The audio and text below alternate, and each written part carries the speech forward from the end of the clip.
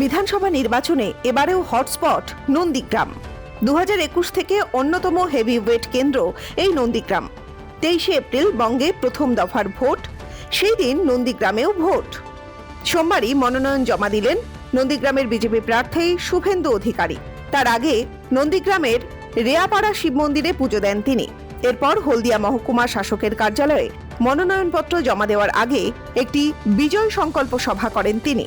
সভাস্থল থেকে মনোনয়নপত্র জমা দেওয়ার জন্য প্রায় 1 কিলোমিটার রাস্তা পায়ে হেঁটে মিছিল করে মহকুমা শাসক দপ্তরে যান। মিছিলে উপস্থিত ছিলেন কেন্দ্রীয় শিক্ষামন্ত্রী ধর্মেন্দ্র প্রধান, দিলীপ ঘোষ সহ বিজেপি নেতৃত্ব। মনোনয়ন জমার দিন কেন্দ্রীয় শিক্ষামন্ত্রীকে পাশে পেয়ে আপ্লুত শুভেন্দু।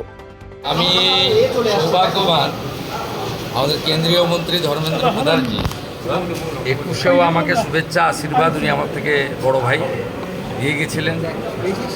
আজকেও সারাদিন আমার সঙ্গে ছিলেন নমিনেশন ফাইলে। আমি সকালে মাননীয় স্বরাষ্ট্রমন্ত্রী অমিত শাহজির ফোন পেয়েছি, মাননীয় ভূপেন্দ্রজির ফোন পেয়েছি, শ্রমিক ভট্টাচার্যের ফোন পেয়েছি এবং জেপিএস রাঠোর দিলীপ দা আমার সঙ্গ দিয়েছে। আমি আমার নেতৃত্বের প্রতি কৃতজ্ঞ যে তারা আমার উপর আস্থা, বিশ্বাস, ভরসা অটুট রেখেছে। আমার বাকি কাজ জনগণকে সাথে নিয়ে সব জায়গায় পদ্মফুল ফোটানো, সেটা আমি করার চেষ্টা করব। এবং আমার বিশ্বাস, আমি 21-এর নমিনেশনের র্যালিও দেখেছি। ধর্মেন্দ্রজি বলছিলেন যে ইসবার তো 3 গুণা হুয়া, আর জোশ মানে লোক চাইছে এক্ষুনি গিয়ে ইভিএমে টিপে দিতে, কালকে ভোটটা হবে। লোক আর এক মুহূর্ত এই অপশাসন, কুশাসন, জঙ্গল রাজ রাখতে চাইছে। বিজয় সংকল্প সভা মঞ্চে বক্তব্য রাখতে গিয়ে কেন্দ্রীয় শিক্ষামন্ত্রী বলেন, मैं कहना चाहता हूँ, मैं अंडा भी खाता हूँ, मछली भी खाता हूँ। ममता जी, आप झूठ बोल रहे हो। आप लोगों के लिए कोई काम नहीं किया है। ये शहीद परिवार इसकी बड़ा उदाहरण है। আমরা ভগবান বলে মানি যারা তফসিলি জাতি।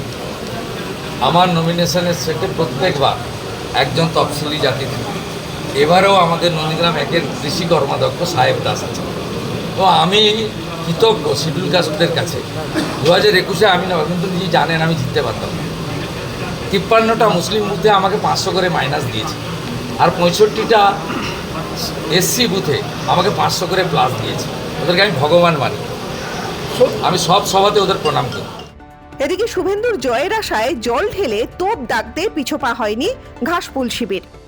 শুভেন্দু অধিকারী অনেক কিছুই বলেন, যে কথার সন্ধ্যেবেলা হয়ে গেলে বা কয়েক ঘন্টা হয়ে গেলেই সেই কথা ঠোঙা হয়ে যায়। আপনারা তো জানেন ঠোঙা হয়ে যাওয়া মানে কি, একদিক থেকে বাসি এবং যার কোনো রকম বাস্তবিকতা থাকে না। সুতরাং এইসব শুভেন্দু অধিকারীর কথায় গুরুত্ব নেই। তবে একটা কথা আমরা বুঝতে পারছি, এই ভোটে শুভেন্দু অধিকারীর আমও যাবে, ছালাও যাবে, নন্দীগ্রামও যাবে, আর ভবানীপুর তো যাবেই।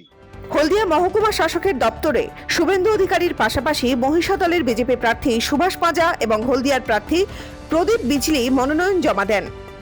আগামী 2রা এপ্রিল ভবানীপুরে মনোনয়ন জমা করবেন শুভেন্দু। সেদিন পাশে পেতে পারেন কেন্দ্রীয় স্বরাষ্ট্রমন্ত্রী অমিত শাহকে।